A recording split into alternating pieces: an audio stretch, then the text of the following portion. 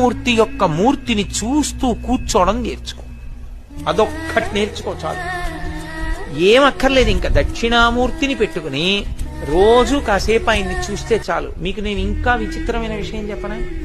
సంటి పిల్లలు కొంచెం కొంచెం పెరిగి పెద్దవాళ్ళు అవుతున్నప్పుడు ఇంట్లో అందమైన దక్షిణామూర్తి విగ్రహం ఉండి, విగ్రహం అంటే ఫోటో కనీసం ఉండి, పిల్లలు కాసేపు దాని వంక చూడడం అలవాటైతే మీరు చూడండి, నేను యథార్థం చెప్తున్న, పెద్దలు నిర్ణయం చేసింది, వాళ్ళు కళ్ళు తిప్పి ఆడుకుంటూ ఆడుకుంటూ పాకడం కూర్చోవడం వచ్చినప్పుడు చూసినప్పుడు వాళ్ళు నిశ్చలంగా కాసేపు ఇలా దక్షిణామూర్తి వంకే చూస్తారు.